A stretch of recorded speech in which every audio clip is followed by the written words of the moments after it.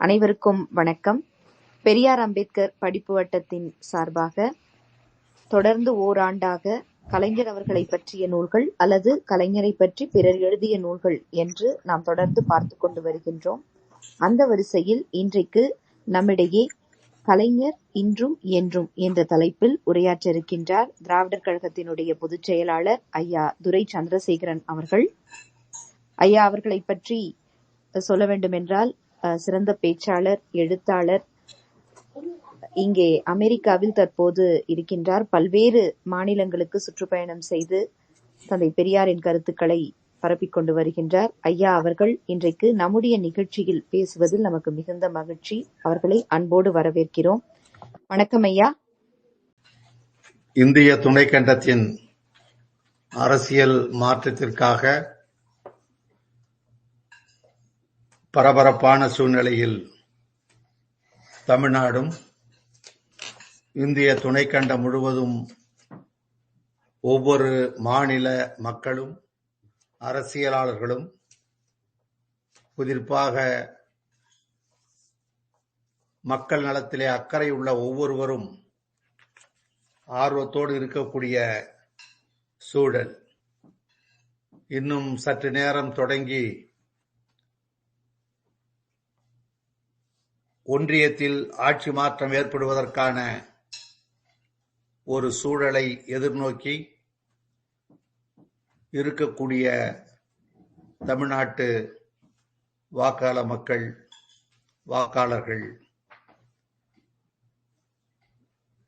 இந்த சூழ்நிலையில் பெரியார் அம்பேத்கர் படிப்பு வட்டம்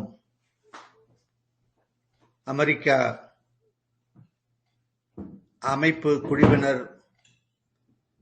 செய்திருக்கக்கூடிய ஏற்பாட்டின் அடிப்படையில்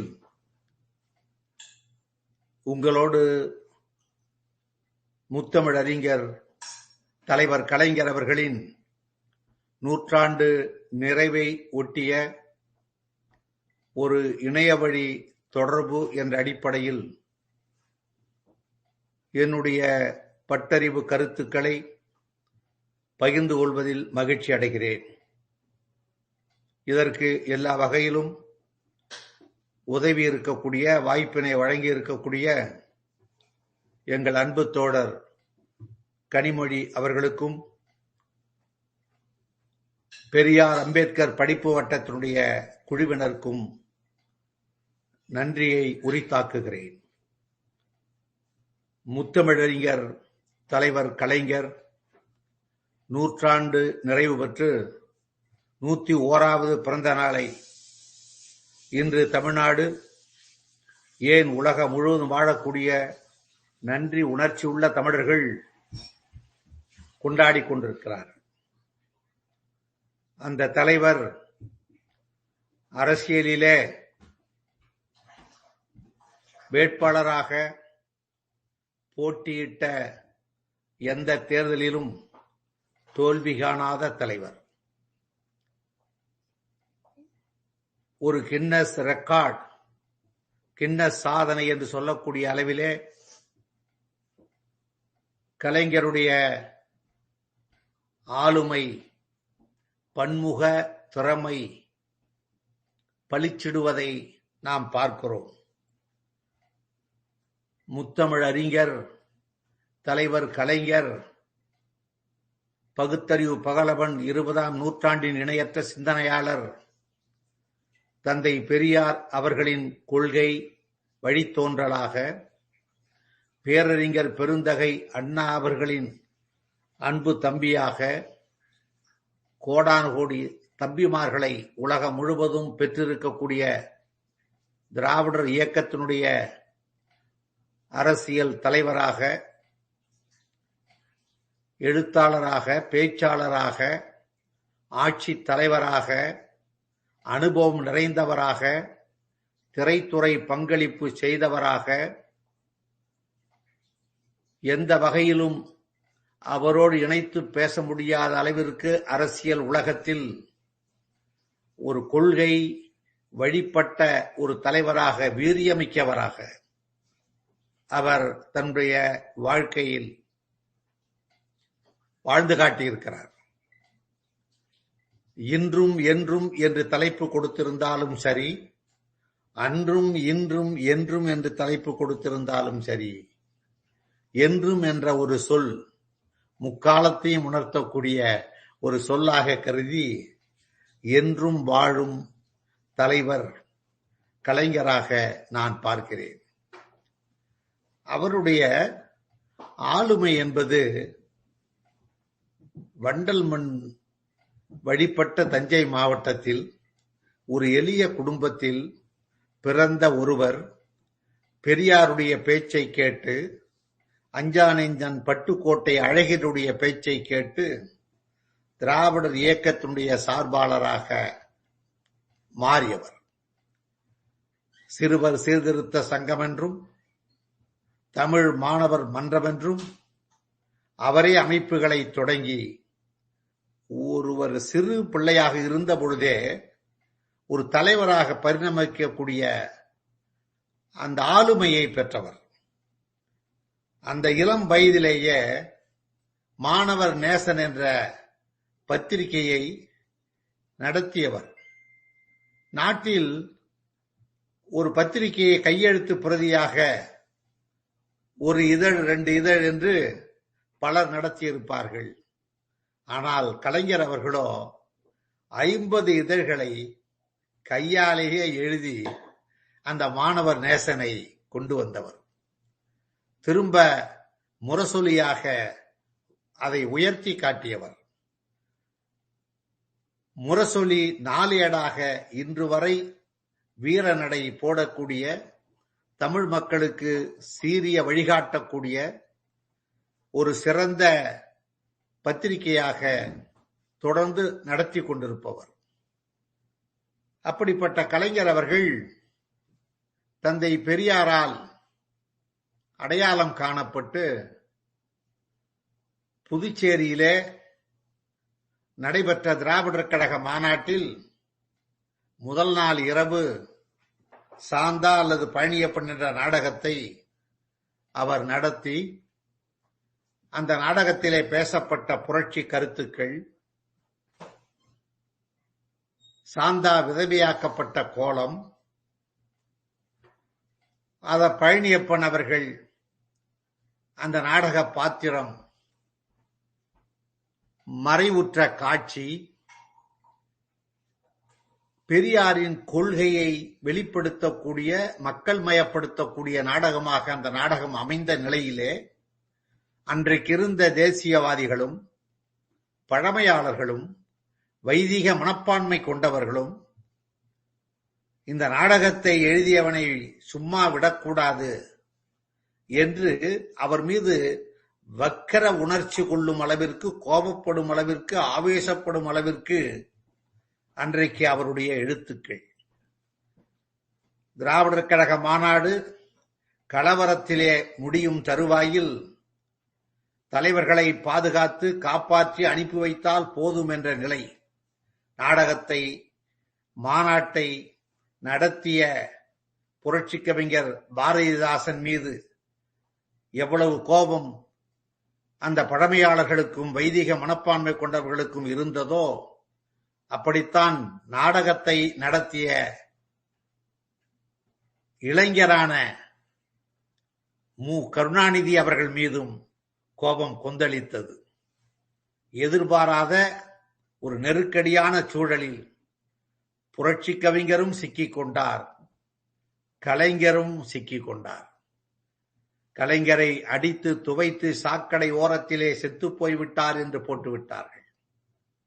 ஆனால் எப்படியோ தப்பித்து ஒரு தாயின் மூலமாக காப்பாற்றப்பட்டு பெரியார் இருந்த இடத்திற்கு கொண்டு செல்லப்படுகிறார். உடலெல்லாம் காயங்கள். பெரியார் தன் கையால் மருந்திட்ட அந்த நினைவுகளை நெஞ்சுக்கு நீதியிலே படம் பிடித்து காட்டுகிறார் தலைவர் கலைஞர் அவர்கள். அப்படிப்பட்ட எதிர்ப்புக்கு இடையிலே அவரை பாதுகாக்க வேண்டிய கடமையும் பொறுப்பும் தனக்கு இருப்பதாக உணர்ந்த தந்தை பெரியார் அவர்கள், நீங்கள் ஈரோட்டுக்கு என்னோடு வந்து விடுங்கள், அங்கே குடியரசு பத்திரிகை பணியாற்றுங்கள் என்று அழைத்துச் சென்றார். இவையெல்லாம் கடந்த கால வரலாறுகள். குடியரசிலே அவருடைய எழுத்துக்கள் பேசப்படும் எழுத்துக்களாக அந்த இளம் வயதில் அவ்வளவு அற்புதமான எழுத்துக்கள், புரட்சிகரமான எழுத்துக்கள், சமத்துவ எழுத்துக்கள், மனிதனை மனிதனாக மாற்றக்கூடிய எழுத்துக்கள், பகுத்தறிவை தூண்டக்கூடிய எழுத்துக்கள் அவருடைய எழுத்துக்கள். அப்படிப்பட்ட கலைஞர் அவர்கள்தான் திரைப்படத் துறையிலே உரையாடல் எழுதக்கூடியவராக, கதை வசனம் எழுதக்கூடியவராக, ஒரு பட நிறுவனத்தை உருவாக்கக்கூடியவராக, பட தயாரிப்பாளராக, திரைப்படத் துறையிலே மட்டும் மிகப்பெரிய ஆளுமைக்குரியவராக அவர் உருவானார், வளர்ந்தார். 42 படங்களுக்கு மேல் அவர் உரையாடல் எழுதியிருக்கிறார். இதை சொல்லுவதற்கு காரணம், திரைப்படத் துறையிலே அவர் ஏதோ நுழைந்து பணம் சம்பாதிப்பதற்காக, பணம் ஈட்டுவதற்காக என்று யாரும் கருதிவிடக் கூடாது என்பதற்காகத்தான். திரைப்படத் துறை ஒரு பணம் கொழிக்கும் துறை. ஆனால் கலைஞர் அவர்களோ அவர் உரையாடல் எழுதிய, கதை வசனம் தீட்டிய எந்த ஒரு படமும் கொள்கை பேசாத படங்களே கிடையாது. மனித நலத்தை பற்றி பேசாத படங்களே கிடையாது. படத்தை பார்க்கக்கூடியவர்களுக்கு வாழ்வியல் நெறிகளை போதிக்கக்கூடிய ஒரு படங்களாக அவருடைய படங்கள், அவருடைய உரையாடல்கள், கதைகள் இருந்ததே தவிர பணம் பண்ணக்கூடிய ஒரு துறையாக அவர் கருதி எழுதியதாக யாரும் சொல்ல முடியாது. அப்படிப்பட்ட அந்த திரைப்படத்துறை ஆளுமை, அவருடைய எழுத்தாற்றல், வலிமைமிக்க பகுத்தறிவு வெளிச்சத்தை தரக்கூடிய அவருடைய அந்த எழுத்து வலிமை, அதை பற்றி நிரம்ப சொல்லி உங்களிடத்திலே நான் உரையாடுவதற்கு பதிலாக ஒரு படம் 1952 பராசக்தி, எல்லோரும் நீங்கள் கேள்விப்பட்டிருப்பீர்கள், பார்த்தவர்கள் இருப்பீர்கள். அப்படிப்பட்ட படம். இதை நான் எடுத்துக்கொண்டதற்கு கூட காரணம், இந்த படத்திலே வரக்கூடிய 3 உடன்பிறப்புகள், அந்த 3 பேருடைய பெயர் சந்திரசேகரன், ஞானசேகரன், குணசேகரன். எங்களுடைய தந்தையார் காங்கிரஸ். ஆனால் அவரே இந்த திரைப்படம் ஏற்படுத்திய சலனம், ஏற்படுத்திய ஒரு மாற்றம், அதன் விளைவாக எனக்கு சந்திரசேகரன் என்றும், என்னுடைய தம்பிக்கு ஞானசேகரன் என்றும், இன்னொரு தம்பி பிறக்காத காரணத்தால் குணசேகரன் என்று வைக்க முடியாத நிலை ஏற்பட்ட ஒரு அந்த படத்தால் பாதிக்கப்பட்ட என்னுடைய தந்தையார் எனக்கு சூட்டிய பெயரிலே கூட அந்த காலத்தில் விழுந்தது. ஏன்னா நான் பிறந்த 1954, அந்த படம் வந்தது 1952. அந்த படத்திலே புரட்சிகரமான திரைப்படமாக அந்த காலத்தில் பேசப்பட்ட அந்த படத்தில் நாட்டு மக்களை ஒரு கலக்கக்கூடிய வசனங்கள். அன்றைக்கு அந்த திரைத்துறையிலே தணிக்கையாளர்களுடைய கத்தரிக்கோலை தாண்டி வெட்டுப்படாமல் அப்படி பளிச்சென மின்னிய அந்த வசனங்களை இன்றைக்கு பேசினால் கூட உடலெல்லாம் புல்லரிக்கும் தோழர்களே. கலைஞருடைய அந்த கொள்கை ஆர்வம், கொள்கை வெறி, கொள்கையிலே அவருக்கு இருந்த அழுத்தமான பிடிப்பு நமக்கு உணர்த்தும். புரட்சி கவிஞருடைய பாடல் திராவிட நாடு, அதை பற்றிய பாடல். வாழ்க வாழ்கவே, வாழ்க வாழ்கவே, வளமாறு எமது திராவிட நாடு, வாழ்க வாழ்கவே என்ற அந்த பாடலைத்தான் தொடக்க பாடலாக அந்த படத்திலே இணைத்திருப்பார் கலைஞர் அவர்கள். அப்படி இணைத்தது மட்டுமல்ல, திராவிட நாடு என்பதை சொல்லியாக வேண்டும். அப்ப அந்த பாடல் மூலமாக சொல்லிவிட்டார். அடுத்தது குணசேகரன் என்ற கதாபாத்திரம், பேசுவதான காட்சிகள். அந்த குணசேகரனாக நடித்தவர் நடிகர் திலகம் சிவாஜி கணேசன் அவர்கள். அவருடைய முதல் படமும் கூட அது. அவர் ஒரு இடத்திலே தூங்கி கொண்டிருப்பார். ஒரு போலீஸ்காரர் அவரை எழுப்புவார். எழுப்பும்போது எழுப்புறது மட்டும் இல்ல, அவர் கேட்பார் அந்த போலீஸ்காரரு, ஏண்டா இங்க படுத்த அப்படின்னு கேட்பார். அப்ப குணசேகரன் பதில் சொல்லுவாரு, இங்க கூட படுக்க கூடாதா? மாடு செய்த புண்ணியம் கூட இந்த மனிதன் செய்யலையா? ஆமா, மதராசிலே மனுஷன் மிருகமாகத்தான் இருக்கான். சென்னை புனிதமான நகரம், அங்கே மனிதன் மிருகம் என்று குணசேகரன் கூறுவதாக வசனத்தை ஆக்கியிருப்பார். அதை கேட்ட போலீஸ்காரர், நீ மெட்ராஸுக்கு மேயரா வர்ற காலத்துல மிருகத்தை எல்லாம் மனுஷனாக்கு என்று கூறுவார். ஆனா 52 கலைஞர் எழுதிய வசனம் சென்னையிலே திராவிட முன்னேற்ற கழகத்தினுடைய சார்பிலே முதல் மேயராக ஆப்போ அரசு ஆனபோது அது உண்மையாக நடைமுறைக்கு வந்தது. இதுல கலைஞருடைய அந்த தொலைநோக்கு பார்வையை நாம் நினைத்து பார்க்க வேண்டும். தொலைநோக்கு பார்வை. அவர் அன்னைக்கு 52 வசனம் எழுதுறாரு. ஆனா அது நடைமுறைக்கு பின்னாடி வருது. பராசக்தி கோவிலிலே காட்சியை இப்படி அமைச்சிருப்பார் கலைஞர். கோபத்தோடும் ஆவேசத்தோடும் வரும் குணசேகரனை பார்த்து பயந்து போன பூசாரி பராசக்தி பராசக்தி என அலறுவான். அப்போது குணசேகரன், அது பேசாது, கல்.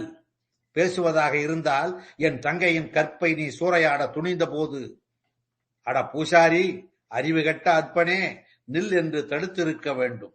பக்த கோடிகளே, பார்த்துக்கிட்டு நிக்கிறீங்களே என பூசாரி பதறுவான். அப்போது குணசேகரன் பேசுவதாக கலைஞர் அந்த வசனத்தை எழுதியிருப்பார். கடவுள் சக்தியை ஆட்டம் காண செய்த அந்த உரையாடலை நீங்களும் கேளுங்க. தேவி பக்தனே, உன் தேவியின் கையில் சூளம் இருக்க, சுழலும் வாள் இருக்க, சுக்குமான் தடி இருக்க, ஏன் பயந்து சாய்கிறாய்? அடடா, எப்படிப்பட்ட உரையாடல் தோழர்களே! அபச்சாரம் அபச்சாரம் என பூசாரி கத்துவான். அம்பாளின் சன்னதியை ஆனந்த அறையாக்கி கொண்டது அபச்சாரம் இல்லையா? கன்னியரின் கற்பை காம கோட்டையாக்கி கொண்டது அபச்சாரம் இல்லையா என்று கேள்வி கணைகளை பூசாரியை நோக்கி குணசேகரன் மூலமாக கலைஞர் பாய்ச்சுவார். தோழர்களே, நீதிமன்றத்தின் காட்சியிலே குணசேகரன் பேசுவதாக கலைஞர் எழுதிய உரையாடல் தந்தை பெரியாரின் பகுத்தறிவு போர் ஆயுதத்தை சுழற்றுவதாக அமைக்கப்பட்டிருப்பதை பாருங்கள். கோவிலிலே குழப்பம் விளைவித்தேன். கோவில் கூடாது என்பதற்காக அல்ல, கோவில் கொடியவர்களின் கூடாரமாய் இருக்கக்கூடாது என்பதற்காக. பூசாரியை தாக்கினேன், அவன் பக்தன் என்பதற்காக அல்ல, பக்தி பகல் வேஷமாகிவிட்டதை கண்டிப்பதற்காக. பகுத்தறிவு பான்மையை உடைத்தெறியும் வண்ணம் நீண்ட உரையாடலாக அது தொடரும். சூதி மதியினரின் சூட்சுமத்தை விளக்கிடும் காட்சியாக அந்த காட்சி இருக்கும். தோழர்களே, இப்படி அம்பாள் எந்த காலத்தில் பேசினால் அறிவு கட்டவனே என்று அன்றைக்கு இருந்த அந்த கலைஞருடைய குரல். நான் சொல்ல வந்தது இதைத்தான். 52 அன்னைக்கு எழுதினார். அன்றைக்கு அவருக்கு இருந்த உணர்ச்சி, அவருக்கு இருந்த கொள்கை பிடிப்பு வயதான காலத்திலே தளர்ந்து போயிருக்கும் என்று சில பேர் சொல்லலாம். அப்படி ஒரு பொழுதும் சீரிய கொள்கையாளர்களுக்கு தளர்ச்சி என்பதோ சோர்வு என்பதோ ஏற்படாது. காரணம், சோர்வு என்பது தற்கொலைக்கு சமமானது என்று அறிவுலக ஆசான் பெரியார் சொல்லியிருக்கிறார். அந்த வகையிலே கலைஞர் அவர்கள் இறுதி காலத்தில் இந்த சேது கால்வாய் திட்டம் பிரச்சனை பெரிதாக பேசப்பட்ட காலத்தில், அதனால் மிக அற்புதமாக வரவேண்டிய ஒரு மாபெரும் திட்டம் நிறைவேற்றப்பட முடியாமல் பல கோடி செலவு செய்தோம், பாழ்பட்டு நின்ற ஒரு சூழலில் அன்றைக்கு கலைஞர் கேட்ட கேள்வி இருக்கிறதே, ராமர் எந்த கல்லூரியில் படித்தார் என்ற கேள்வியாக நியாயவான்கள் பதில் சொல்லட்டுமே. இன்று வரை சொல்லி இருக்கிறார்களா? அவர் கையில் எடுத்த பகுத்தறிவு ஆயுதம் கடைசி வரை சுழன்று கொண்டே இருந்தது. இப்போதும் முத்துவேல் கருணாநிதி ஸ்டாலின் அவர் கையில் அந்த வாள் சுழல்கிறது. சனாதனத்தை ஒழிப்போம் இளைய சூரியன் உதயநிதியின் குரலாய் இன்றைக்கு தொடர்ந்து ஒலிக்கிறது. ஒடுக்குமுறை நீடிக்கின்ற வரை, எங்கள் இனத்தின் மீதான அடக்குமுறை நிழல் படுகிற வரை திராவிடத்தின் குரலாய் குரலற்றவரின் குரலாய் ஒலித்துக் கொண்டே இருக்கும். எங்கள் இனத்தின் கருத்தை அழிக்க, சீலத்தை சிதறச் செய்ய, சிந்தனையை மழுங்கடிக்க அவாள்களின் ஆதிக்க கருவிகள் தர்பை புல் தொடங்கி 33 கோடி கடவுளர்களாய், 48,000 ரிஷிமார்களாய், 63 நாயன்மார்களாய், 12 ஆழ்வார்களாய், வேதங்களாய், இதிகாசங்களாய், புராணங்களாய் அவர்களால் பயன்படுத்தப்பட்டன, இன்றும் பயன்படுத்தப்படுகின்றன. ஆனால் தோழர்களே, அதையெல்லாம் உடைத்தெறியக்கூடிய காலமாக இது பெரியாரின் காலம், அண்ணாவின் காலம், கலைஞரின் காலம், ஏன் தளபதி முத்துவேல் கருணாநிதி ஸ்டாலின் காலம். உங்களால் இனியும் எங்களை அடிமைப்படுத்த முடியாது, ஆதிக்கம் செய்ய முடியாது என்று பேசக்கூடிய குரல்கள் நாடெங்கும் எங்களுக்காய் தமிழர் தலைவர் ஆசிரியராய், அதுபோன்று இன்றைக்கு ஏராளமான திராவிட இயக்கத்தின் பெரும் தூண்களாக பல தலைவர்கள் துணிச்சலோடும் வேகத்தோடும் விவேகத்தோடும் பேசக்கூடிய ஒரு சூழ்நிலை ஏற்பட்டிருப்பதை நீங்கள் உணர்வீர்கள். அப்படி பகுத்தறிவு கருத்துக்களை எந்த சூழ்நிலையிலும் விட்டு கொடுக்காத ஒரு தலைவராக கலைஞர் இருந்தார். பகுத்தறிவு பேராயுதத்தை தன் எழுத்துக்களிலே, திரைப்படமாக இருந்தாலும் சரி, நாடகமாக இருந்தாலும் சரி, எல்லாவற்றையும் கொண்டு வந்தார். தன் வாழ்க்கையிலே நடந்த சம்பவம் தானே சாந்தா அல்லது பழனியப்பன் என்ற நாடகமாக பரிணமித்தது. ஒரு கொள்கைக்காக திருமணத்தையே விட்டு விட்டார். அவர் காதலித்த பெண்ணை திருமணம் செய்ய வேண்டும், 2 வீட்டாரும் பேசி உறுதிப்படுத்துகிறார்கள். ஆனால் சீர்திருத்த திருமணத்திற்கு பெண் வீட்டார் ஒத்துக்கொள்ளவில்லை. காதல் பெரிதா, கொள்கை பெரிதா? இப்படி ஒரு கேள்வி கலைஞருடைய உள்ளத்திலே ஏற்படக்கூடிய சூழல். கொள்கைதான் பெரிது என்று அந்த காதலை துறந்தார். அந்த அம்மையார் வேறு ஒருவருக்கு மனம் முடிக்கப்பட்டார், அவரும் மரித்து போனார். விதவையாக அந்த அன்றைக்கு விதவை கோலம் கோரிக்கையற்று கிடக்குதென்னே, இங்கு ஒரு வேரில் பழுத்த பலா மிக கொடியதென்று எண்ணிடப்பட்டதென்னே, குளிர் வடிக்கின்ற வட்ட நிலா என்று புரட்சி கவிஞர் சொன்னதை போன்ற அந்த நிலை. அதைத்தான் 18 வயதிலே கலைஞரால் எழுதப்பட்ட ஒரு அற்புதமான நாடகம் சாந்தா அல்லது பழனியப்பன். அது மாதிரி கலைஞருடைய துணிச்சல், அவருடைய துணிச்சலை பற்றி நான் நினைத்து பார்க்கிறேன். அவர் எந்த சூழ்நிலையிலையும் எந்த வயதிலும் அவர் துணிச்சலை விட்டு கொடுத்தவரே கிடையாது. அதுக்கு நான் 2 செய்தியை மட்டும் உங்களுக்கு சுட்டிக்காட்ட கடமைப்பட்டிருக்கிறேன். அன்பு நண்பர்களே, 1975-76 இந்திய துணைக்கண்டம் நெருக்கடி காலத்தை சந்தித்தது. அன்றைக்கு பிரதமராக இருந்த திருமதி இந்திரா காந்தி அவர்கள் மிக பெரிய ஒரு நெருக்கடியை மிசா என்ற பெயராலே இருண்ட காலமாக ஆக்கினார். எதுவும் குரல் எழுப்ப முடியாத ஒரு சூழ்நிலை, எதிர்த்து ஜனநாயக குரல் கொடுக்க முடியாத ஒரு சூழ்நிலை இந்திய துணைக்கண்டம் முழுவதும். ஆனால் கலைஞர் அச்சப்படவில்லை. வடபுலத்திலே அந்த மிசா காலத்தால் தேடப்படக்கூடிய குற்றவாளிகளைப் போல் காவல்துறையால் ஏவப்பட்டு தேடப்படக்கூடிய பல எதிர்க்கட்சி தலைவர்கள், கலைஞர் அவர்களுக்கெல்லாம் தமிழ்நாட்டில் அடைக்கலம் கொடுத்தார். ஜனநாயக குரலை கலைஞர் துணிச்சலோடு எழுப்பினார். எதுவும் நடக்கலாம், தனக்கும் திராவிட முன்னேற்ற கழகத்துக்கும் என்ற சூழலில் அடக்குமுறை பற்றி அச்சம் கொள்ளாமல் அவரின் உள்ளம் அச்சமற்று அந்த காலகட்டத்தில் செயலாற்றியது. இந்திய துணைக்கண்டமே அரண்டு போயிருந்த காலத்தில் தேர்ந்த அரசியல்வாதியாக இக்கட்டான நேரத்தில் எதை செய்ய வேண்டுமோ அதை செய்ததன் மூலம் மாவீரர் என உயர்ந்தார். கலைஞருடைய ஆட்சி கலைக்கப்பட்டது.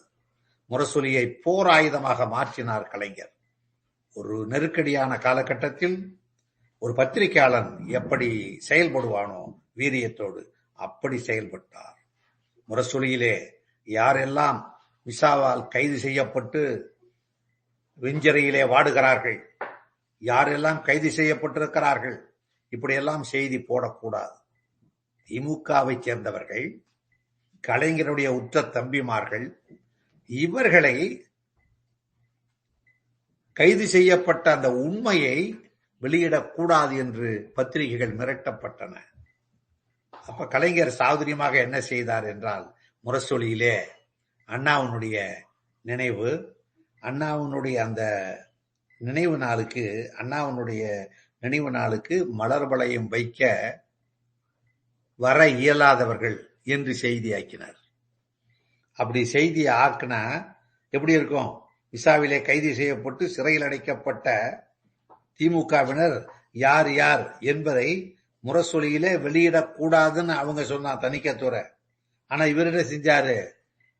அத அண்ணாவினுடைய நினைவிடத்துக்கு வர இயலாமல் போனவர்கள் என்று போட்டு திமுக தோழர்கள் புரிந்து கொள்ளக்கூடிய அளவிலே அதை காட்டினார். அப்படிப்பட்ட ஆற்றல் வாய்ந்தவர் தலைவர் கலைஞர் அவர்கள். அது மாதிரி கலைஞரையே சிறையில் அடைத்தார்.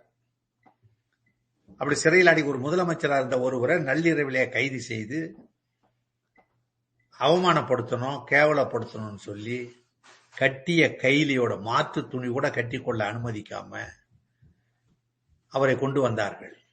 அதுக்காக அச்சப்பட்டாரா, சலனப்பட்டாரா கலைஞர்?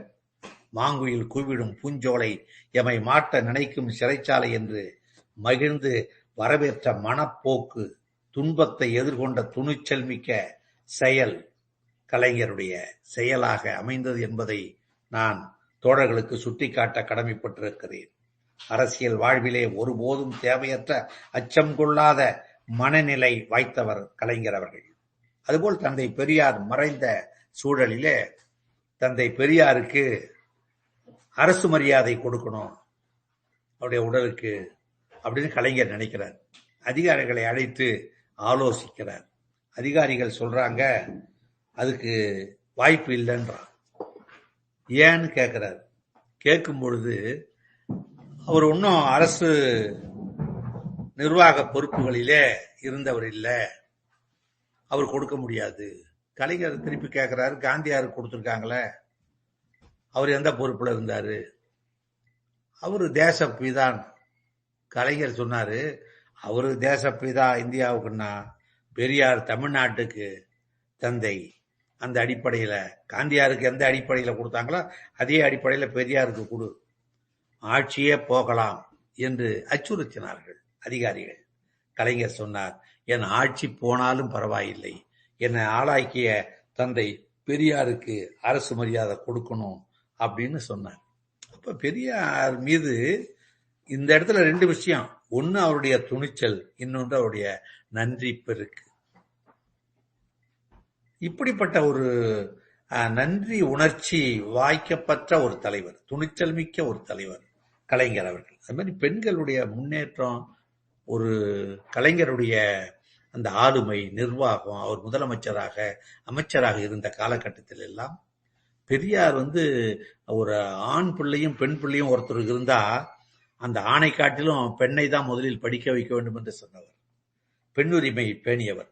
உலக அளவிலே பெரியாரை போல் பெண் உரிமைக்கு உரத்து குரல் கொடுத்தவர்கள் கிடையாது, உரிமைக்கு போராடியவர்கள் கிடையாது.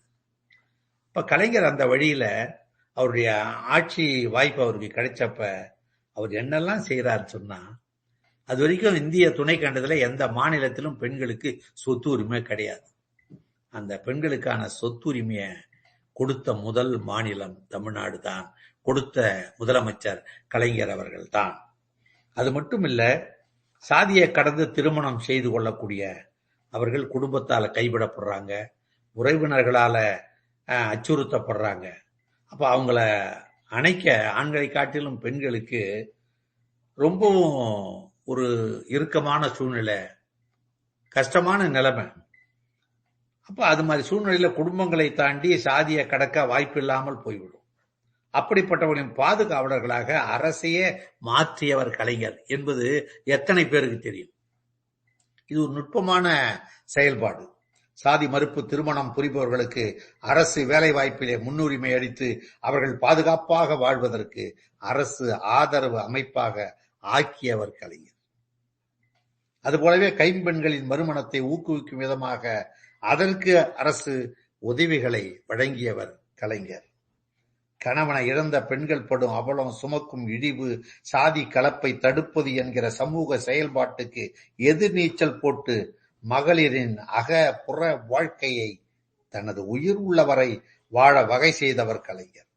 வரலாறு நெடுக தோழர்களே, சுரண்டப்பட்டு வந்த பெண்கள் சொத்தில் சம உரிமை உண்டு என்று சட்டபூர்வமாக இயற்றி இந்தியாவுக்கே வழிகாட்டிய அந்த ஒரே ஒரு முடிவால குடும்ப அமைப்பினுள் சிதறல்களை ஏற்படுத்தலாம், கட்சியின் வாக்குகள் கூட குறையக்கூடிய வாய்ப்புகள் உண்டு என்ற ஒரு நிலை இருந்த பொழுது கூட கலைஞர் அதை பத்தி கவலைப்படாம அரசு வேலை வாய்ப்பு வழியாக நடைபெறும் ஒரு குடும்ப முன்னேற்றம் ஆணின் வழியாக மட்டும் நடந்தால் அது குடும்பத்திலும் சமூகத்திலும் ஆணாதிக்கத்தை மேலும் வலுப்படுத்தும். இதை தவிர்க்க அரசு வேலை வாய்ப்பிலே 30% இடஒதுக்கீடு பெண்களுக்கும் வழங்கினவர் கலைஞர்.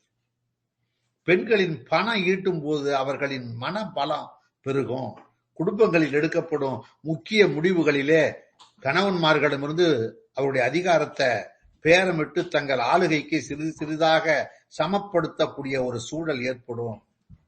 கணவர் இல்லாத வீட்டில் பெண் தலைமை ஏற்கவும் அந்த ஒதுக்கீடு வகை செய்யும் என்று கலைஞர் நினைத்ததுதான்.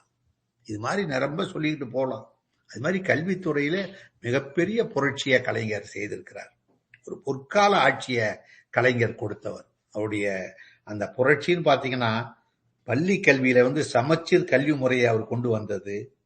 உயர் கல்வியில நுழைவுத் தேர்வு என்பதை ரத்து செய்தது. முதல் தலைமுறை பட்டதாரிகளுக்கு கல்வி கட்டணம் இல்லாமல் ஆக்கியது. கல்வி வேலைவாய்ப்பிலே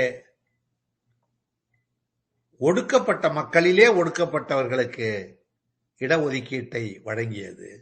இப்படி அந்த கல்வி என்று சொல்லக்கூடிய மலர் சோலையிலே கனியக்கூடிய ஒரு சூழலை ஏற்படுத்தி கொடுத்தவர் கலைஞர் அவர்கள். பள்ளிகளிலே தமிழ் கட்டாய பாடம் என்று சட்டம் செய்தது மட்டுமில்ல, பொது தேர்வு கட்டணம் செலுத்துவதிலிருந்து விலக்கும் அளித்து ஊக்கம் தந்தவர் கலைஞர். தமிழிலே படித்தவர்களுக்கு அரசு பணிகளிலே 20% இடஒதுக்கீட்டை உறுதிப்படுத்தினவர் கலைஞர். அது மாதிரி நிரம்ப சொல்லலாம். இங்க அமெரிக்காவில் நான் பார்த்து வியந்த செய்திகளிலே ஒன்று நூலகங்கள். ஒரு சின்ன ஊர்களில் கூட எவ்வளவு பிரம்மாண்டமாக நூலகத்தை அமைத்து குழந்தைகள் முதல் பள்ளி சிறுவர்கள், இளைஞர்கள், பெரியவர்கள் வரைக்கும் மிகப்பெரிய பயன்பாட்டை அந்த நூல்கள் மூலமாக பெறக்கூடிய சூழலை ஏற்படுத்தி கொடுத்திருக்கிறார்கள். அந்த படிப்பார்வத்தை தூண்டுறாங்க அப்படின்றத பார்த்து நான் வியந்தேன். இப்படி ஒரு நூலகத்தை உருவாக்கி அண்ணா நூலகம்னு சொல்லி சென்னையில கலைஞர் அவர்கள் இது நாடு முழுக்க தொடரணும் என்ற நோக்கத்திலே உருவாக்கினார். அது மட்டும் இல்ல, கிராமப்புறங்கள்லாம் திருவள்ளுவர் நூலகம் என்ற பெயராலே சின்ன சின்ன நூலகங்களை ஆங்காங்கு ஏற்படுத்தினார். இதெல்லாம் நம்முடைய அதாவது வற்றாத இந்த கல்வியை வரவிடாமல் தடுத்து கொண்டிருந்த கூட்டத்திடமிருந்து, அந்த ஆதிக்கவாதிகளிடமிருந்து நம்முடைய சமுதாயம் இந்த கல்வி வாய்ப்பை பெறுவதற்கு உதவியவர் கலைஞர் அவர்கள் தான். அது மாதிரி தனியார் பள்ளிகள் அதிக கட்டணம் வசூலிப்பதை தடுத்து நிறுத்திய போக்காக இருக்கட்டும், அது மாதிரி மத்திய அரசு உத்தரவு போட்டிருந்தா கூட அதையும் தாண்டி செயல்படுத்த மறுத்த அரசுகள் உண்டு, மாநில அரசுகள். அதையெல்லாம் தாண்டி தனியார் பள்ளிகளிலே 25% இடஒதுக்கீடு நம்முடைய பிள்ளைகளுக்கு கிடைப்பதற்கான வாய்ப்பை உருவாக்கி கொடுத்த விஷயமாக இருந்தாலும் சரி, டைட்டில் பார்க் தந்து பல லட்சம் பேருக்கு வேலை வாய்ப்பு. இன்னைக்கு அமெரிக்கால ஒரு சின்ன கிராமம் போன்ற பகுதியில தமிழ்ல 2 பேர் பேசி நிற்கிறார் அப்படின்னு சொன்னா, இந்த நிலைக்கு காரணம் கலைஞர் அவர்கள் செய்த ஏற்பாடுதான். ஆந்திரத்திலும் கர்நாடகத்திலும் மிக பெரிய அளவிற்கு இந்த தொழில்நுட்ப கல்விக்கு அந்த மக்களுக்கான வாய்ப்பை, கதவை திறந்து விட்டது அந்த அரசுகள். இங்கே கண்டும் காணாமல் இருந்தார்கள். கலைஞர் தான் அந்த கதவை திறந்து விட்டார். ராஜீவ்காந்தி சாலை என்று சொல்லக்கூடிய இந்த OMR சாலையில இன்னைக்கு எத்தனை பெரிய அளவிற்கு இந்த டைட்டில் பார்க் என்று சொல்லக்கூடிய தகவல் தொழில்நுட்ப பூங்கா அமைக்கப்பட்டு பல லட்சம் இளைஞர்கள், இது ஜாதி கட்டுமானத்தை உடைச்சிருக்கு, பொருளாதார ரீதியா நம்ம சமூகங்களுக்கு பெரிய வாய்ப்பை வழங்கியிருக்கு, நாகரிக மாற்றத்தை வெளிநாடுகளில் போய் இவங்க பணிபுரிவதன் மூலமாக ஏற்பட்ட நாகரிக மாற்றம் அதன் வழியா உதவி இருக்கு. இதெல்லாம் பார்க்கும்போது இதுக்கெல்லாம் காரணமானவர் யார்? இணைய வழியா கல்வியை கொண்டு வந்து இணைய வழி தொடர்பு உருவாக்கி அதுக்கு ஒரு பெரிய மாநாடை நடத்தி, இன்னும் கேட்டா வேடிக்கையா சொல்லுவாங்க, இயல், இசை, நாடகம், முத்தமிழ் என்று நீண்ட காலமா சொல்லிக்கிட்டு இருந்தோம். இப்ப இணைய தமிழ்னு புதுசா இதையும் சேர்த்துக்கணும், கணினி தமிழ்னு இதையும் சேர்த்துக்கணும். அந்த அளவுக்கு என்றும் இன்றும் என்றும் கலைஞர்னு இங்க தலைப்பு கொடுத்தாங்க இல்லையா? அப்ப என்றைக்கும் இந்த கல்வித்துறையிலே சாதிக்கக்கூடிய மக்களாக, ஒரு காலத்தில் படிப்பு வாய்ப்பு, வேலை வாய்ப்பு மறுக்கப்பட்ட மக்கள் நமக்கு அந்த வாய்ப்பு கிடையாது. அந்த சூழல்லாம் நினைச்சு பார்த்து கலைஞர் அவர்கள் அந்த கல்வி நீரோடை நமக்கெல்லாம் வாரி வழங்கக்கூடிய வாய்ப்பை உருவாக்கி கொடுத்த அவருடைய அந்த ஆளுமையை நான் நினைச்சு பார்க்கிறேன். அது மாதிரி ஜாதி ஒழிப்பு என்பதிலே அவருடைய காட்டிய அக்கறை, அனைத்து ஜாதியிலும் அர்ச்சகராகலான்னு சொல்லி இன்னைக்கு கேரளா போன்ற மாநிலங்களிலே அதில் அவர்கள் வெற்றி பெற்றிருந்தால் கூட இதுக்கு கலைஞர் எடுத்துக்கொண்ட முயற்சியும் ஏற்பட்ட எதிர்ப்புகளும் பெரியாருடைய எண்ண ஓட்டத்தை செயல்படுத்த வேண்டும் என்ற அந்த மன உறுதிப்பாடும் எத்தனை பெரிய மாற்றத்தை உருவாக்கியது. ஜாதியினுடைய கடைசி புகலிடமாக கோவிலுடைய கருவறை இருந்த காரணத்தினால் அங்கே கை வைத்தார் கலைஞர். அங்கே அனைத்து ஜாதி மக்களும் அர்ச்சகராகலான்ற ஒரு சூழ்நிலையை கொண்டு வந்தார். அதற்கு தடை, அதற்கு நீதிமன்ற தடைகள், அதையெல்லாம் உடைத்தெறிந்து இன்றைக்கு நமக்கு அந்த வாய்ப்பு உருவாக்கப்பட்டிருக்குன்னு சொன்னா ஜாதி ஒழிப்பிலே ஒரு மைல்கல் தோழர்களே. அது மட்டுமல்ல, ஜாதி மறுப்பு திருமணம் செஞ்சுக்கிட்டா ஊக்கத்தொகை, வேலை வாய்ப்பிலே முன்னுரிமை, தங்க பதக்கம், சான்றிதழ், ஜாதி ஒழிப்புக்கு இன்னும் ஊக்கம் தரக்கூடிய அந்த வேலைகள். அது மாதிரி கோவில் அறங்காவலர்களா வரணும், இத்தனை பேர் போடணும், இவ்வளவு பேர் வரணும்னு இருக்குல்ல, கோயிலுக்கு தக்கவாறு வருவாய்க்கு தக்கவாறு, அதுல பட்டியலினத்தை சேர்ந்தவர்களுக்கு கண்டிப்பா இடமளிக்கப்படணும் அப்படின்ற ஒரு நிலைப்பாட்டை ஏற்படுத்தி ஜாதி ஒழிப்புக்கு வழி செய்தவர் கலைஞர். அது மட்டும் இல்லை, எல்லா ஜாதி மக்களும் சேர்ந்து வாழ முடியும், வாழலாம். ஊருக்கு ஒதுக்கு புறமா இன்னைக்கு வரைக்கும் நீடித்து கொண்டிருக்கிறது அந்த ஜாதி என்ற கட்டமைப்பை பாதுகாக்கக்கூடிய கருவிகளாக.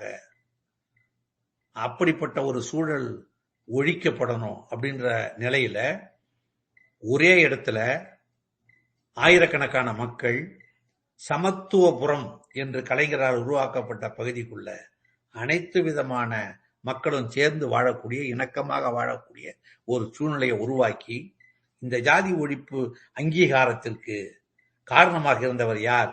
பெரியார் என்று நினைச்சு பெரியார் நினைவு சமத்துவபுரம் அப்படின்னு உண்டாக்குனவர் கலைஞர். நாடெங்கும் பெரியார் நினைவு சமத்துவபுரங்கள், அங்கே பெரியாருக்கு நன்றி பெருக்கோடு ஒரு சிலை என்று ஆக்கி இருக்கிறார் கலைஞர். இது மாதிரி நிரம்ப கலைஞருடைய நிர்வாக திறமையை பற்றி நாம் சொல்லிக்கொண்டே போகலாம் தோழர்களே. அப்படிப்பட்ட அந்த தலைவர் தான் இன்னைக்கு அவருடைய காலத்திலேயே காமராஜருடைய பிறந்த நாள் கல்வியிலே மிகப்பெரிய கல்வி வள்ளல் என்று பெரியாரால் பாராட்டப்பட்டது. அப்படிப்பட்ட காமராஜருடைய பிறந்த நாளை கல்வி வளர்ச்சி நாளாக அறிவித்து செயல்பாட்டு கொண்டு வந்தவர் இல்லையா கலைஞர். அப்ப அவர் வழியில இன்னைக்கு இந்த ஆட்சியை தொடரக்கூடிய நம்முடைய தளபதி முத்துவேல் கருணாநிதி ஸ்டாலின் அவர்கள் என்ன செஞ்சிருக்கிறார்னா, பெரியார் பிறந்த எங்களுடைய நீண்ட நாள் ஆசை அது. பெரியாருடைய அந்த பணிக்கு ஒரு அரசு அங்கீகாரம், எத்தனையோ அங்கீகாரங்கள் ஏற்பட்டிருக்கு. அதை விட பெரியார் பிறந்த நாளை நிலைப்படுத்தணும், அரசாங்கம் அங்கீகரிக்கணும்ன்ற அடிப்படையில இன்னைக்கு பெரியாரின் பிறந்த நாளை அந்த பகுத்தறிவு பகலவன், அந்த சாதி ஒழிப்பு போராளி, அந்த புரட்சிக்காரர், அந்த மனித சமத்துவ கோட்பாட்டாளர், அப்படிப்பட்ட அவருடைய பிறந்த நாளை சமூக நீதி நாளாக, அது மாதிரி அரசியல் சட்ட சிற்பியாக, ஒடுக்கப்பட்ட மக்களுடைய விடுதலைக்கு தன் வாழ்வை அர்ப்பணித்த ஒரு தலைவராக, தாழ்த்தப்பட்ட பிற்படுத்தப்பட்ட மக்களுடைய வாழ்வு உரிமைக்கு தன்னை அர்ப்பணித்த ஒரு தலைவராக விளங்கிய அண்ணல் அம்பேத்கர் அவருடைய பிறந்த நாளை சமத்துவ நாளாக, வாடிய பயிரை கண்டபோதெல்லாம் வாடினேன், சாதியிலே மதங்களிலே சமய நதிகளிலே சாத்திர சந்தடிகளிலே கோத்திர சண்டையிலே ஆதியிலே அபிமானி தலைகின்ற உலகிற்கெளி நீர் அலைந்து அலைந்து அழிதல் அழகல்ல என்று சமரச கீதம் இசைத்த வள்ளலாருடைய பிறந்த நாளை தனிப்பெரும் கருணை நாளாக கொண்டாடக்கூடிய ஒரு சூழலை ஏற்படுத்தி அவங்கள ஒரு அங்கீகரிப்பது, அரசு அங்கீகரிப்பது ஒரு சாதாரண விஷயம் அல்ல. உலகத்திலே தந்தை பெரியார் அவர்களுடைய திட்டங்களை, கொள்கைகளை, அவருடைய பரப்புரை காரணமாக ஏற்பட்ட அந்த மாற்றங்களுக்கெல்லாம் அரசு அங்கீகாரம் கொடுத்திருக்கு. சுயமரியாதை திருமண சட்ட வடிவம் பேரறிஞர் அண்ணா அவர் ஆட்சிக்கு வந்த அந்த 67 காலத்திலே கொடுக்கப்பட்ட அங்கீகாரம் மிகப்பெரிய அங்கீகாரம். பெரியாருடைய என்ன கனவு, இந்த தமிழ்நாடுன்னு சொல்ல வேணும், அவ சென்னை ராஜதானிக்கு, சென்னை மாநிலத்துக்கு, மெட்ராஸ் ஸ்டேட்டுக்கு, மதராசின்னு அழைக்கப்பட்ட இந்த பகுதிக்கு தமிழ்நாடு என்று ஆக்கியது. இது மாதிரி அரசினுடைய அங்கீகாரம் பெரியாருடைய கொள்கை.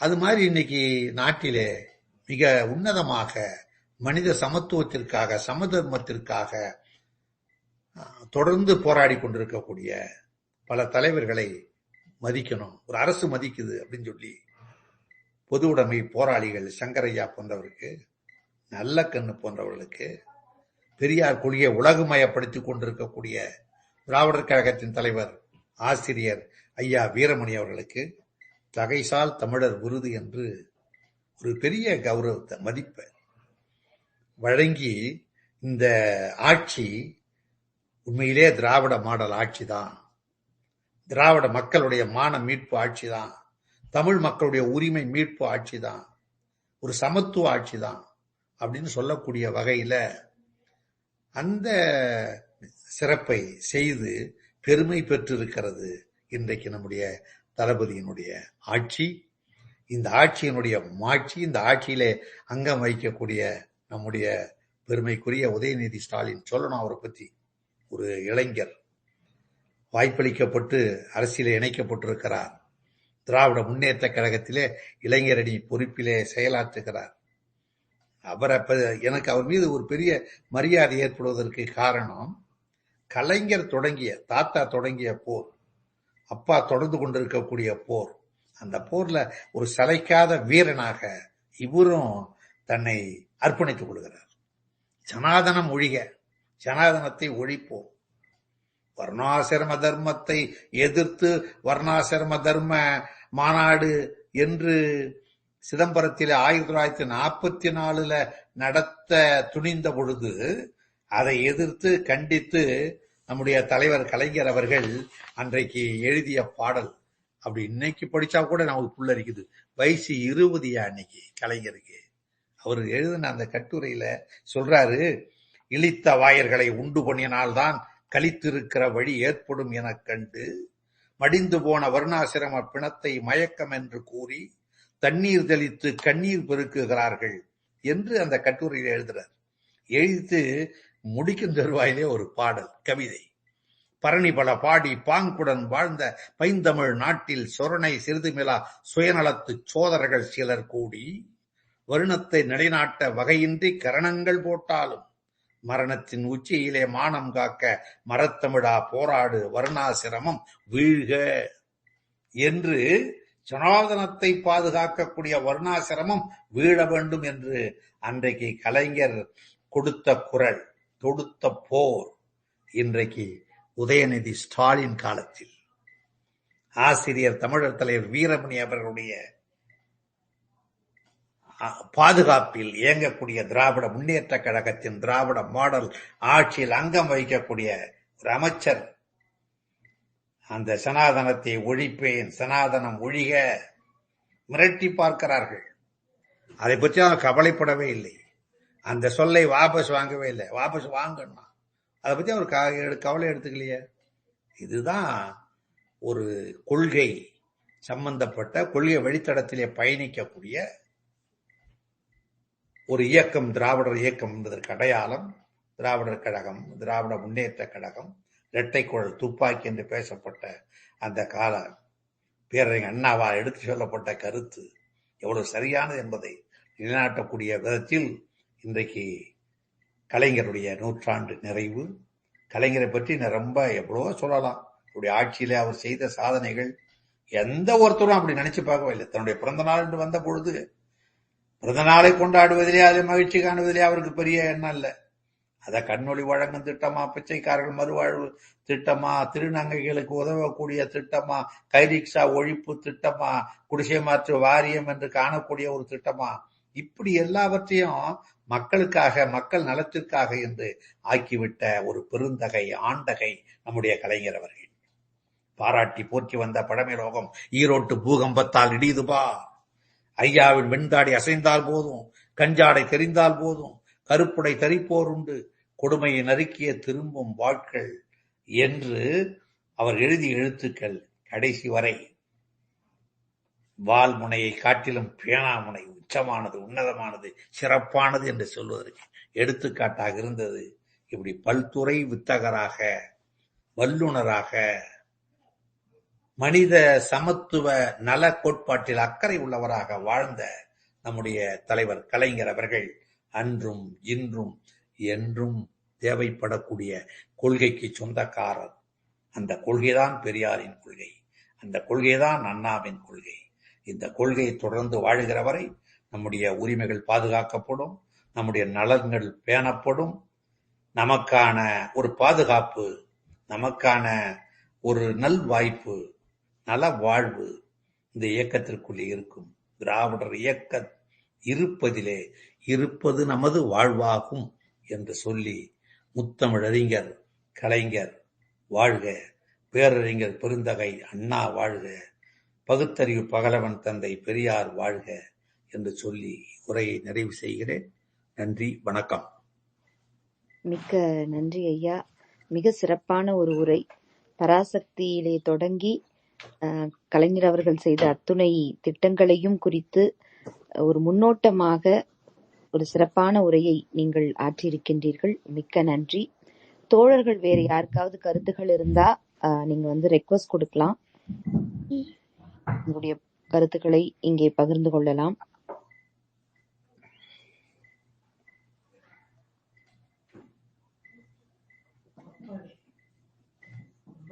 தோழர் வேற யாருக்காவது கருத்துக்கள் இருக்கா?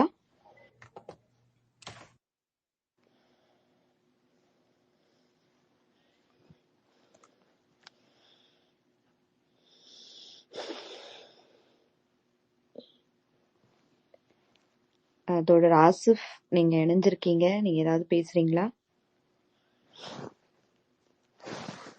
நான் ரெக்வஸ்ட் கொடுக்குறேன் உங்களுக்கு.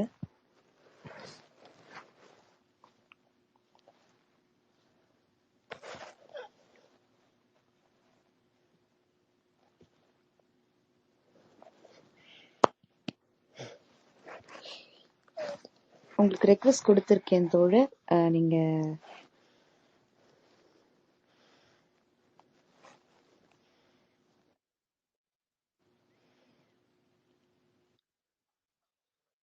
கேக்குதுங்க தோழர், பேசுங்க. எனக்கு ஒரு கேள்வி ஐயா கிட்ட, ஜஸ்ட் ஃபாலோ அப் தான். ஐயா வணக்கம்.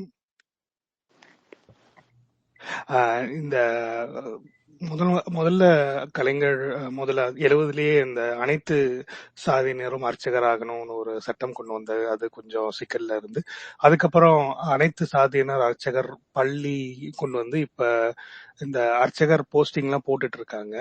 இதுல வேற இன்னும் சிக்கல் இருக்கா ஐயா? லைக் இன்னும் பரவலா இது அடுத்தடுத்த பேட்சஸ்க்கு ஸ்டார்ட் பண்றதோ, இல்ல இன்னும் பரவலா ஆகம கோயில்கள் அப்படிங்கிற ஒரு விஷயங்கள்ல அடிக்கி எல்லா இடத்துலயும் போஸ்டிங் போட்டதை கூட இந்த மதுரை உயர்நீதிமன்றத்துல ஒரு தீர்ப்புல அதை தடை செய்யற மாதிரி எல்லாம் இருக்கு, சிக்கல் வருது. இது இன்னும் சிக்கலை எடுக்க முடியுங்களா? இல்ல இது இன்னும் ஒரு ஐயாவோட நெஞ்சில் தைத்த முள்னு கலைஞர் சொன்ன மாதிரியே அது சிக்கலாவே இருக்கே, அதுக்கு வேற வழி ஏதாவது இருக்குங்களா ஐயா? அதாவது உச்ச நீதிமன்ற தடைகள் பல உருவங்களிலே அவர்களால் பெறப்படுகிறது. அப்படிப்பட்ட அந்த தடைகளின் காரணமாகத்தான் நம்முடைய அரசு முழு வீச்சில் அதை செயல்படுத்துவதற்கு இடையூறுகள் ஏற்படுகிறது. கேரள அரசு இதை ஒரு மாதிரியாக கையாளுகிறது, தமிழ்நாடு அரசு இன்னொரு மாதிரியாக கையாளுறாங்க. ஆக நீதிமன்றத்திலும் இடஒதுக்கீடு சாத்தியமாக்கப்பட்டு அங்கேயும் நம்மவர்கள், அதாவது பட்டியலின, பழங்குடியின, பிற்படுத்தப்பட்ட, மிகவும் பிற்படுத்த சமுதாயத்தை சேர்ந்தவர்கள் எண்ணிக்கை அடிப்படையில் நிறைய பேர் நீதிபதிகளாக வரக்கூடிய காலம் இதற்கு ஒரு தீர்வை வழங்கும். அல்லது குறைந்தபட்சம் ஒன்றிய அரசாக வரக்கூடிய அரசு நமக்கான அரசாங்கமாக இருந்தால் கண்டிப்பாக இந்த நீங்க கேட்கிற கேள்விக்கு சரியான விடை கிடைக்கக்கூடிய, தீர்வு கிடைக்கக்கூடிய சூழல் ஏற்படும். பொதுவா சட்டத்தில் இருக்கக்கூடிய ஓட்டைகளை அவர்கள் பயன்படுத்துகிறார்கள். இடஒதுக்கீட்டு பிரச்சனையிலையும் அப்படிதான், இந்த அனைத்து ஜாதியினர் அர்ச்சகராகலான்ற பிரச்சனையிலும் அதே சிக்கல் தான். சட்டம் ஒரு இடத்திலே யாரும் எந்த இடத்துலையும்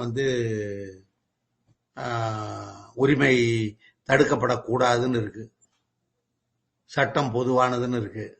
ஆனா அதே சட்டம் மதம் என்ற பெயரிலே, மத உரிமைகள் என்ற பெயரிலே என்ன சொல்லுதுன்னா, அந்த மத உரிமைகள் என்ற விஷயத்திலே மத கருத்துக்கள், மத சட்டங்கள் என்ன சொல்லுதோ அதுக்கு தக்கவாறு நடந்துக்கணும்ன்ற மாதிரி. உதாரணத்துக்கு சுயமரியாதை திருமணங்கள் போன்ற திருமணங்கள் இப்ப நடத்தினா சட்டப்படி செல்லாதுன்ற மாதிரி இப்ப தீர்ப்பு சொல்றோம். இதே உச்ச நீதிமன்றம் ஏற்கனவே இப்படி திருமணம் பண்ணிக்கலாம், அதுல தலையிட முடியாதுன்னு சொல்லியிருக்கான். அதே உச்ச நீதிமன்றம் இப்ப இப்படி தீர்ப்பு சொல்றாங்க. இது மாதிரி சில நடைமுறை சிக்கல்கள் இருக்கிறது. இதற்கெல்லாம் தீர்வை நாளைக்கு ஏற்படக்கூடிய ஆட்சி மாற்றம் ஏற்படுத்தலாம் என்று நம்புவோம்.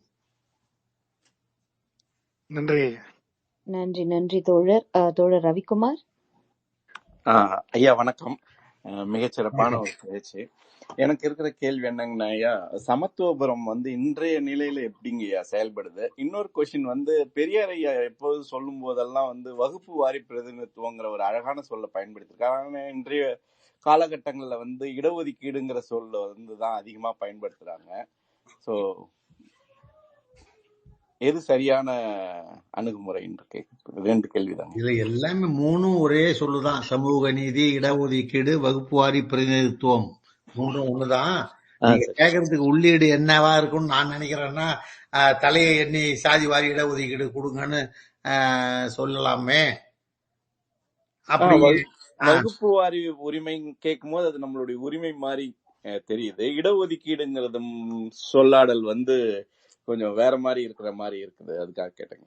இல்ல, நீங்க கேட்டது சரிதான். அது நம்ம அப்படிதான் தொடக்க காலத்துல போட்டோம். இருந்தாலும் அது அன்னைக்கு இருந்த சூழ்நிலையில அந்த சொல் சரியான பதமா இருந்தது. இன்னைக்கு அதுவே எளிதா இன்னைக்கு புரிந்து கொள்ளக்கூடிய வகையில தான் இந்த இடஒதுக்கீடு என்ற சொல்லையோ சமூக நீதி என்ற சொல்லையோ பயன்படுத்துறோம். ஆனா இதனுடைய உள்ள அடக்கம் தான் வகுப்பு வாரி பிரதிநிதித்துவம், கம்யூனல் ஜீவோ. அப்ப அன்னைக்கு மொழிபெயர்த்தவங்க வகுப்பு வாரி பிரதிநிதித்துவம்னு மொழிபெயர் பெரியார் உள்பட சொல்லியிருக்காரு, இந்த வார்த்தையை பயன்படுத்தியிருக்காரு.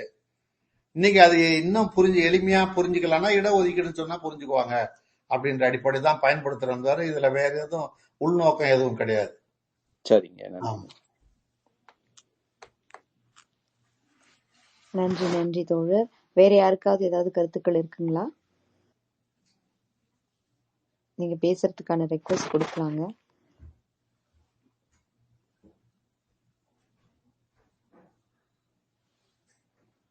இல்லைன்னா நம்ம நிகழ்ச்சியோட நிறைவுக்கு வந்துட்டோம். இன்னும் கொஞ்ச நேரத்துல நமக்கு தேர்தல் முடிவுகள் தெரிந்துவிடும். எப்படி அந்த முடிவு இருக்க போகுதுன்னு இன்னும் சற்று நேரத்துல நம்ம தெரிஞ்சுப்போம். அந்த வகையில இன்னைக்கு கலைஞர் அவர்களை பற்றி பப்பிக்குட்டி நீங்க ரெக்வெஸ்ட் கொடுத்தீங்க. எங்க ஒரு நிமிஷம் உங்களுக்கு நான் ரெக்வெஸ்ட் கொடுக்குறேன். பேசுறீங்களா? பேசுங்க.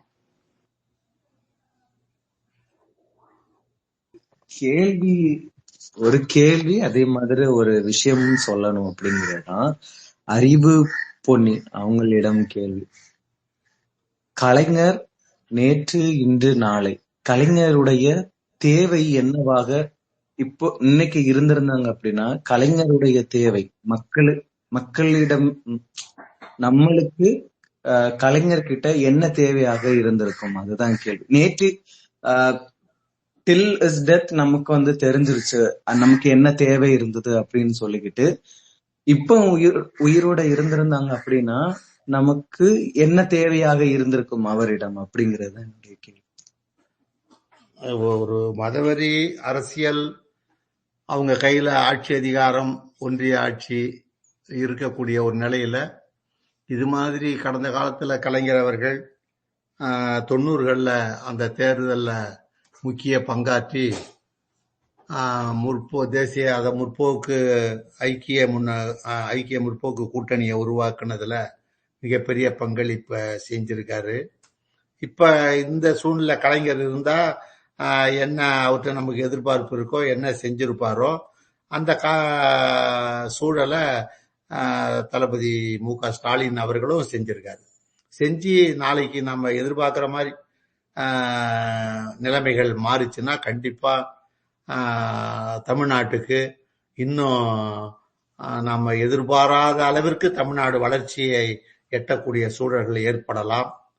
அல்லது அப்படி நிலைமை மாறலன்னாலும் எதிர்கொள்ளக்கூடிய அந்த துணிச்சல், அதையும் நாம தொடர்ந்து கலைஞர் இருந்தா நம்மளை எப்படி பாதுகாப்பாரோ, எப்படி துணிச்சலா வழி நடத்துவாரோ அது மாதிரி நடத்தக்கூடிய ஒருத்தவரா தான் இன்னைக்கு ஸ்டாலினும் இருக்காரு.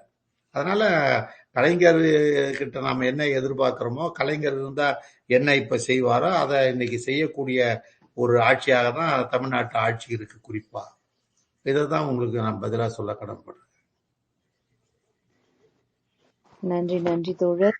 தோழர் மோகன். ஐயா வணக்கம், நன்றி. மிக சிறப்பான ஒரு உரை. என்னோட கேள்வி என்னன்னா, குலக்கல்வி முன்னாடி ராஜாஜி கொண்டு வந்தாரு. அப்போ பெரியார் ஐயா போராட்டத்துல அது பெரிய ஒரு கிளர்ச்சி வந்து அவர் வந்து ஆட்சி மாறி அப்புறம் காமராஜ் வந்தாரு.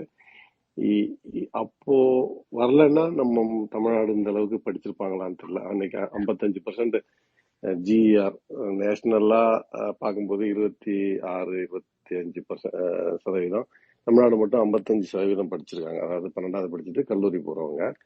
இப்ப திரும்ப இந்த புதிய கல்விக் கொள்கையை இம்ப்ளிமெண்ட் பண்ணிட்டாங்கன்னா, அதை நடைமுறை கொண்டு வந்தாங்கன்னா திரும்ப நமக்கு அந்த பாதிப்பு வருமா, இல்ல நம்ம அதை தாண்டி தான் தமிழ்நாடு இனிமேல் அவங்க ஒன்றும் பண்ண முடியாது அப்படிங்கிற நிலைக்கு இருக்கணுமா? அதாங்க என்னோட கேள்வி. நன்றி, வணக்கம். நீட்டு போன்ற அல்லது புதிய கல்விக் கொள்கை, தேசிய கல்விக் கொள்கை போன்ற எதை அவங்க கொண்டு வந்தாலும் அவங்க நோக்கம், கொண்டு வருவதனுடைய நோக்கம் சமூக நீதியால அல்ல வகுப்புவாரி பிரதிநிதித்துவத்தின் மூலமாக நம்முடைய தமிழ்நாடு போன்ற பல மாநிலங்கள் அடைந்திருக்கக்கூடிய ஒடுக்கப்பட்ட மக்கள் அடைந்திருக்கக்கூடிய இந்த வாய்ப்பை தடுக்கிறதுக்காக அவங்க கொண்டு வரக்கூடிய இந்த கொள்கை தான் புதிய கல்விக் கொள்கையோ நீட்டோ அல்லது கியூட்டு எல்லாமே. ஆனா இதை அன்னைக்கு 52-54 இருந்த மாதிரி இன்னைக்கு மக்கள் இல்லை. அதை தாண்டி விழிப்புணர்ச்சியா இருக்கிறோம். கண்டிப்பா அதை எதிர்கொள்ளுவோம். அவங்க எதை கொண்டு வந்தாலும் சமூக நீதியை வீழ்த்தி விட முடியாது என்பதுல நாம உறுதியா நிற்போம். அவர்களை முறியடிப்போம். அந்த துணிச்சலோட நீங்க எல்லாம் இருக்க வேண்டியதுதான்.